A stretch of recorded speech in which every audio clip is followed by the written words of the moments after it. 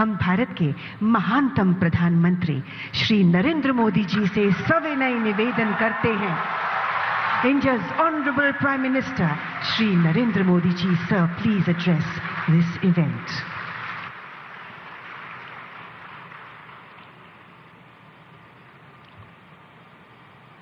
कर्नाटका के गवर्नर श्रीमान थावरचंद जी गहलोत, मुख्यमंत्री श्रीमान सिद्धारमैया जी,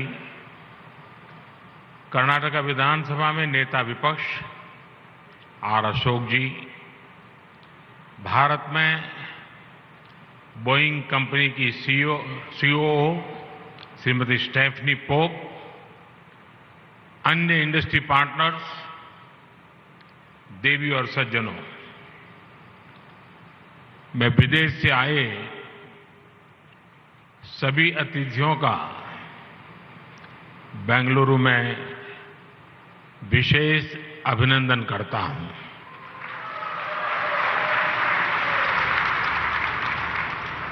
बेंगलुरु एस्पिरेशंस को इनोवेशंस और अचीवमेंट से जोड़ने वाला शहर है।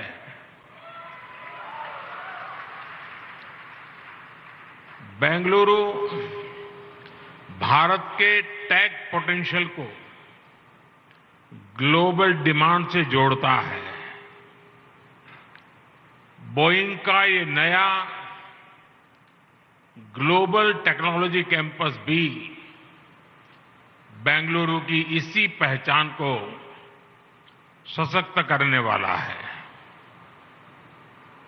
ये अमेरिका के बाहर बोइंग कंपनी की सबसे बड़ी फैसिलिटी होगी।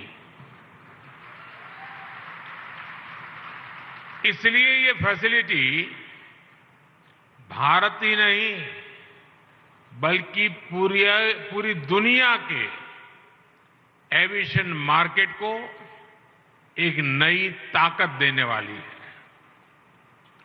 लेकिन फ्रेंड्स, इस फैसिलिटी का महत्व सिर्फ इतना ही नहीं है। ये ग्लोबल टेक, रिसर्च और इनोवेशन, डिजाइन और डिमांड को ड्राइव करने के भारत के कमिटमेंट को भी दिखाता है। ये make in India, make for the world इस संकल्प को सशक्त करता है। ये कैंपस भारत के टैलेंट पर दुनिया के भरोसे को और अधिक मजबूत करता है।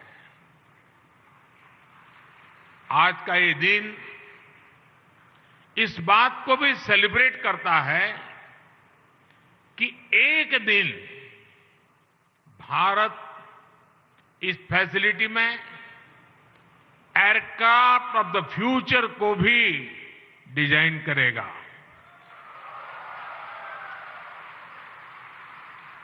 और इसलिए मैं बोइंग की पूरी मैनेजमेंट को, सभी स्टेक होल्डर्स को बहुत बहुत बधाई देता हूं, बहुत बहुत शुभकामनाएं देता हूं।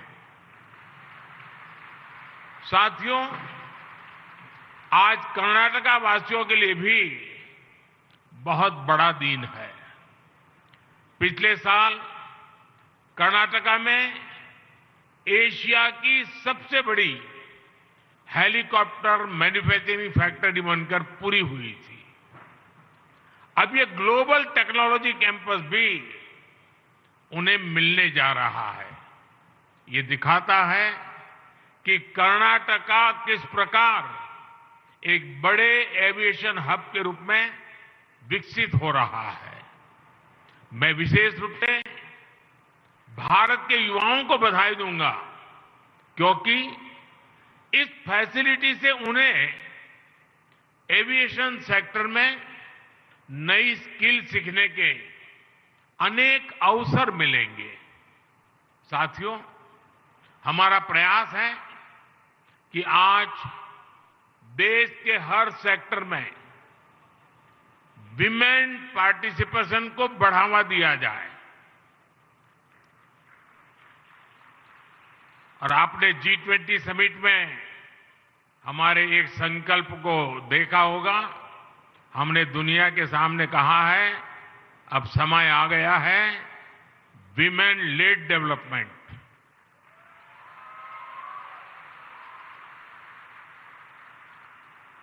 एविएशन और एरोस्पेस सेक्टर में भी हम महिलाओं के लिए नए अवसर बनाने में जुटे हैं। चाहे फाइटर पायलट्स हो या फिर सिविल एविएशन हो, आज भारत महिला पायलट्स के मामले में लीड कर रहा है।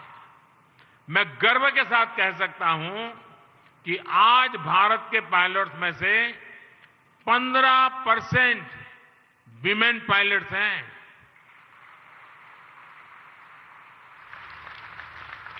और इसका महत्व तब समझ में आएगा कि ये ग्लोबल एवरेज से 3 गुना ज्यादा है।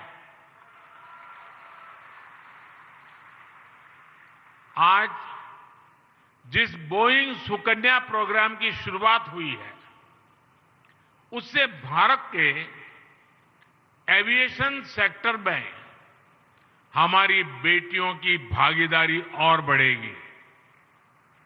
इससे दूर दराज के इलाकों में गरीब परिवार की बेटियों का पायलट बनने का सपना पूरा होगा। इससे देश के अनेकों सरकारी स्कूलों में पायलट बनने के लिए कैरियर कोचिंग और डेवलपमेंट की सुविधाएं बनेगी। साथियों, अभी कुछ महीने पहले ही आपने देखा है कि कैसे भारत का चंद्रयान वहां पहुंचा जहां कोई देश नहीं पहुंच पाया। इस सफलता ने देश के नौजवानों में साइंटिफिक टेम्पर को एक नई ऊंचाई पर पहुंचा दिया है। भारत स्टेम एजुकेशन का भी बहुत बड़ा हब है और बड़ी संख्या में भारत में लड़कियां साइंस, टेक्नोलॉजी, इंजीनियरिंग और मैथ की पढ़ाई करती है। और मुझे याद है, मैं कभी मेरी विदेश यात्रा के समय एक देश के बहुत बड़े नेता मुझे पूछ रहे थे कि क्या भारत में बेटियां इस स्टेम की तरफ रुचि रखती है क्या, वहां पढ़ती है क्या? और जब मैंने उनसे कहा कि हमारे यहां मेल स्टूडेंट से ज्यादा फीमेल स्टूडेंट की संख्या इसमें ज्यादा है, तो उनके लिए सरप्राइज था। बोइंग सुकन्या प्रोग्राम को भारत की बेटियों के इस सामर्थ्य का भी बहुत लाभ मिलने जा रहा है। फ्रेंड्स, आप सभी ने एविएशन मार्केट के रूप में भारत की ग्रोथ को स्टडी भी किया है और उसकी ट्रेजेक्टरी को फॉलो भी कर रहे हैं। पिछले एक दशक में भारत का एविएशन मार्केट पूरी तरह से ट्रांसफॉर्म हो गया है। आज एविएशन सेक्टर से जुड़ा हर स्टेक होल्डर नए उत्साह से भरा हुआ है। मैन्युफैक्चरिंग से लेकर सर्विसेज तक हर स्टेक होल्डर भारत में नई संभावनाएं तलाश रहा है।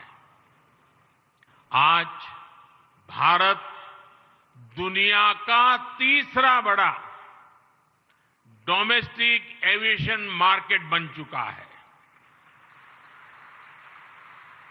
एक दशक में भारत में डोमेस्टिक पैसेंजर्स की संख्या 2 गुनी से भी अधिक हो जा चुकी है।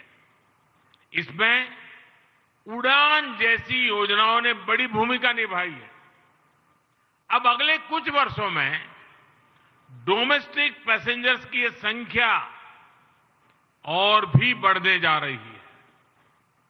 इतनी बड़ी डिमांड को देखते हुए ही हमारी एयरलाइंस ने सैकड़ों नए एयरक्राफ्ट का ऑर्डर दिया है। यानी भारत दुनिया के एविएशन मार्केट को एक नई ऊर्जा देने जा रहा है। फ्रेंड्स, आज हम सभी भारत के एविएशन सेक्टर को लेकर इतने उत्साह से भरे हैं, लेकिन 10 साल में ऐसा क्या हुआ जिससे ग्लोबल एविएशन सेक्टर में भारत इतना आगे बढ़ गया?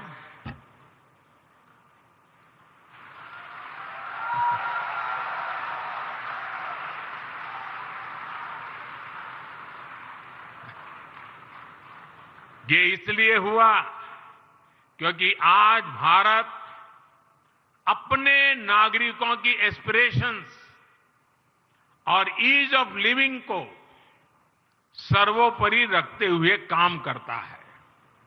एक समय था जब पुअर एयर कनेक्टिविटी हमारे यहां बहुत बड़ा चैलेंज थी। इस वजह से भारत अपने पोटेंशियल को परफॉर्मेंस में नहीं बदल पा रहा था। इसलिए हमने कनेक्टिविटी इंफ्रास्ट्रक्चर में इन्वेस्टमेंट को अपनी प्राथमिकता बनाया। आज भारत दुनिया के सबसे वेल कनेक्टेड मार्केट में से एक बन रहा है। 2014 में भारत में 70 के आसपास ऑपरेशनल एयरपोर्ट थे। आज देश में 150 के आसपास ऑपरेशनल एयरपोर्ट है। हमने नए एयरपोर्ट ही नहीं बनाए, बल्कि अपने एयरपोर्ट्स की एफिशिएंसी को भी कई गुना बढ़ाया है। फ्रेंड, भारत की एयरपोर्ट कैपेसिटी बढ़ने से एयर कार्गो के क्षेत्र में भी तेजी से बढ़ोतरी हुई है। इससे भारत के दूर सुदूर के क्षेत्रों के प्रोडक्ट उसको इंटरनेशनल मार्केट तक पहुंचाना आसान हो रहा है। तेजी से बढ़ता एविएशन सेक्टर भारत की ओवरऑल ग्रोथ और एम्प्लॉयमेंट जनरेशन को भी गति दे रही है। फ्रेंड्स, अपने एविएशन सेक्टर की ये ग्रोथ बनी रही है और तेज हो, इसके लिए भारत पॉलिसी लेवल पर लगातार कदम उठा रहा है। हम राज्य सरकारों को प्रोत्साहित कर रहे हैं कि एविएशन फ्यूल से जुड़े टैक्सेस को कम किया जाए। एयरक्राफ्ट लीजिंग को भी हम आसान बनाने में जुटे हैं। हमारा प्रयास है कि एयरक्राफ्ट लीजिंग और फाइनेंसिंग में भारत की ऑफशोर डिपेंडेंस कम हो। इसलिए गिफ्ट सिटी में international financial services centre authority की स्थापना भी की गई है। इसका लाभ भी पूरे देश के एविएशन सेक्टर को मिलेगा। साथियों, लाल किले से मैंने कहा था, यही समय है, सही समय है।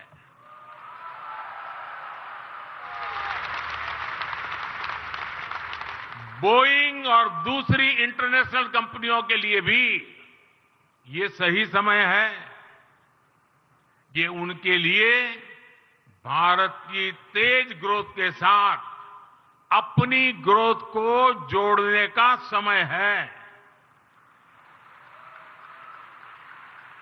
आने वाले 25 साल में विकसित भारत का निर्माण अब 140 करोड़ भारतीयों का संकल्प बन चुका है। बीते 9 सालों में हमने लगभग 25 करोड़ भारतीयों को गरीबी से बाहर निकाला है। ये करोड़ों भारतीय अब एक नियो मिडिल क्लास का निर्माण कर रहे हैं। आज भारत में हर इनकम ग्रुप में अपवर्ड मोबिलिटी देखी जा रही है। भारत का टूरिज्म सेक्टर भी तेज गति से एक्सपांड कर रहा है। यानी आप सबके लिए एक से बढ़कर एक नई संभावनाएं बन रही है। आपको इसका ज्यादा से ज्यादा लाभ उठाना है। फ्रेंड्स, जब भारत में इतनी संभावना है, तब हमें भारत में एयरक्राफ्ट मैन्युफैक्चरिंग इकोसिस्टम का भी तेजी से निर्माण करना होगा। भारत में एमएसएमईज का एक सशक्त नेटवर्क है। भारत में एक बहुत बड़ा टैलेंट पूल है। भारत में एक स्टेबल सरकार है। भारत में मेक इन इंडिया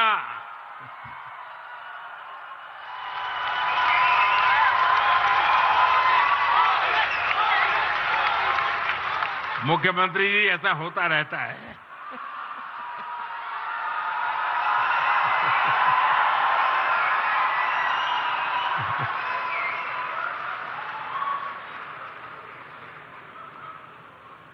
भारत में मेक इन इंडिया को प्रोत्साहित करने वाली पॉलिसी अप्रोच है।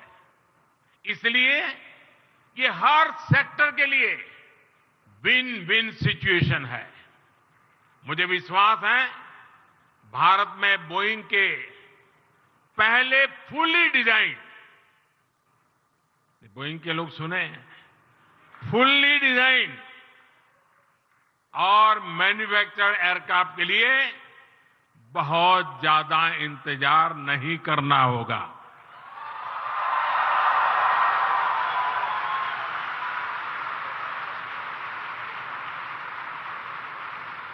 मुझे विश्वास है कि भारत की एस्पिरेशंस और आपकी एक्सपांशन ये एक मजबूत पार्टनरशिप के रूप में उभरेगी।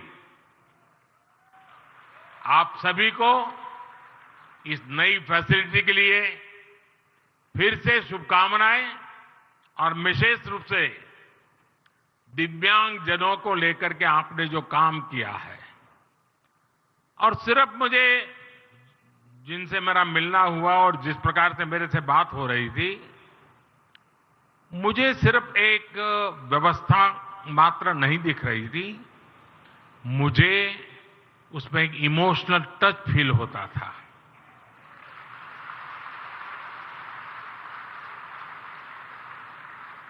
और बोइंग की टीम के कन्विक्शन के बिना ये इमोशनल टच संभव नहीं है।